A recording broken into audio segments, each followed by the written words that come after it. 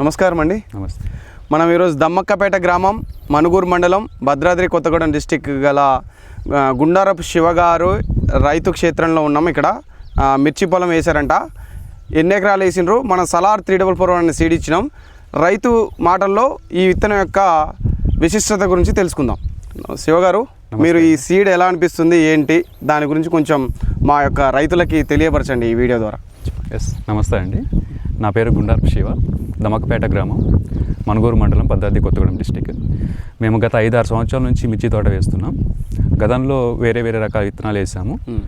So ఎప్పుడు కూడా ఒక 4-5 సంవత్సరాల నుంచి మా తోట అందరికీ యాజ్ యూజువల్గా వచ్చినట్టుగా అందరికి కూడా విల్ట్ వస్తూ చనిపోతుంది. ఓకే, సరే ఈ సంవత్సరం వేరే విత్తనం తీసుకుందామని చర్చింగ్లో భాగంగా మనం ఏటూరు నగరంలోని సలార్ ట్రేడర్స్ దగ్గర నుంచి సలార్ 344 అనే విత్తనం తీసుకున్నాము.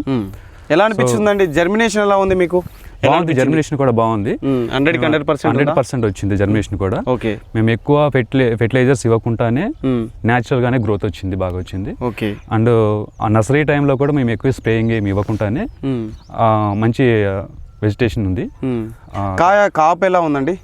కాపు కూడా బాగుందండి. యాక్చువల్లీ ఏమంటే మాకు వాతావరణ పరిస్థితులు అనుకూలంగా లేకపోవడం వల్ల మేము కొంచెం లేటుగా వేసాము. ప్రధాన పొలంలో లేటుగా నాటాము. దాదాపుగా 80 రోజుల నర్సరీ మొక్కను తీసుకుని నాటాము. సో అయినా కానీ అన్ని తోటలతో సమానంగా వెజిటేషన్ బాగా వచ్చింది, గ్రోత్ బాగుంది. అండ్ ఫ్రూట్ కూడా చాలా దగ్గరగా వచ్చింది అన్నమాట. ఓకే, దగ్గర వచ్చింది. అవును. కాయ సైజ్ ఎలా ఉందండి? సైజ్ యాక్చువల్లీ వేరే విత్తనాలు తీసుకున్నప్పుడు ఏంటంటే స్టార్టింగ్ లో వచ్చిన కాయ కొంచెం పెద్ద బిగ్ సైజ్ గా వచ్చి ఇగురు కాయలు చిన్నగా వచ్చేవి.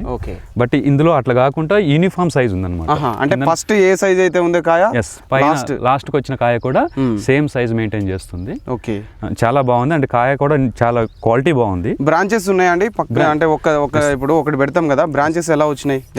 బ్రాంచెస్ కూడా బాగా వచ్చినాయి, కింద నుంచి వచ్చాయి బాగా. సో మాకు చాలా సాటిస్ఫాక్షన్ ఉంది.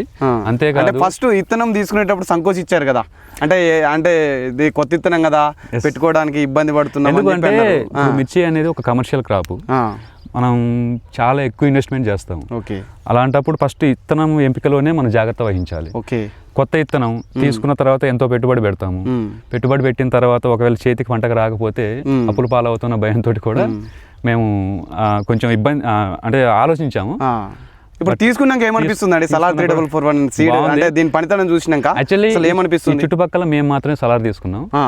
నెక్స్ట్ ఇయర్ వాళ్ళకు కూడా మేము సలార్ తీసుకోమని చెప్దాం అనుకుంటున్నాం. రైతులు అడుగుతున్నారా అడుగుతున్నారు.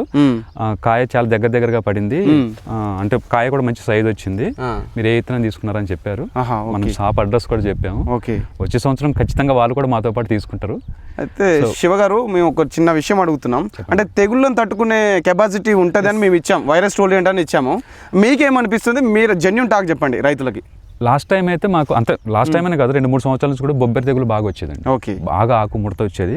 అది కూడా ఏంటి, మనము పంట వేసినాక దాదాపు ఒక నెల 15 రోజులలో వచ్చేసేది. ఈ సంవత్సరం మాకు బొబ్బరి తెగులు అనేది ఎక్కడ కనిపించలేదు. అసలు బొబ్బరి తెగులు లేదు. పండాకు తెగులు అంటారు కదా, పండాకు తెగులు కూడా ఎక్కడ కనిపించలేదు. అంటే కొన్ని అంటే సిగ్మెంట్లు ఎలా ఉంటాయంటే కాసి స్టెప్ ఆగిపోతుంది, అది ఎర్ర తెగులు వస్తుంది. దానికి ఈ లక్షణం ఉందా? ఈ సలార్ 344 సీడ్ ఉందా? మేమేం చేసామంటే వేసిన దగ్గర నుంచి టైం టు టైం ఫెర్టిలైజర్స్ ఇచ్చుకుంటూ కరెక్ట్ మెయింటైన్ చేసుకుంటూ వెళ్ళాము. మాకు కూడా అంటే ఇదే మెయింటెనెన్స్ మేము గతంలో కూడా చేసాము. దానికి దీనికి తేడా ఏంటి అంటే ఈ మేము ఇచ్చిన ఫెర్టిలైజర్స్ కరెక్ట్ గా రెస్పాండ్ అవుతూ బాగా గ్రోత్ వచ్చింది. అంటే బాగా రెస్పాండ్ అవుతుంది. అంటే మన ఇప్పుడు సీడ్ కి కొన్ని ఉంటాయి కదా, ఇవ్వగానే కొన్ని అందుకునేది కూడా ఉండదు. సో ఇదైతే రెస్పాండ్ అవుతుంది అన్నిటికీ. బాగా వస్తుంది. సో అంటే బొబ్బరి ఆకు తెగులు లేదండి, ఎర్ర తెగులు లేదు. ప్రధాన సమస్య అంటే ఈ 2-3 సంవత్సరాల కాలంలో చూస్తున్నాం, నల్లి తీవ్రత అంటున్నారండి. మరి ఈ సీడ్ నల్లి తీవ్రతను తట్టుకొని నిలబడుతుందా? చుట్టుపక్కల వాడితో కంపేర్ చేసుకుంటే నల్లి కూడా మా దాంట్లో చాలా తక్కువగా ఉంది. అందరు ఇచ్చినట్లుగానే మేము కూడా స్ప్రేయింగ్ ఇస్తున్నాం. లోకల్లో ఉన్న ఫెర్టిలైజర్సే వాడుతున్నాం, ప్రత్యేకంగా ఇక్కడ ఫెర్టిలైజర్స్ తేవట్లేదు. చుట్టుపక్కల వాళ్ళు వాడే ఫెర్టిలైజర్స్ మేము యూజ్ చేస్తున్నాం. సో వాళ్ళతో కంపేర్ చేసుకుంటే మాకు నల్లి తీవ్రత చాలా తక్కువగా ఉంది.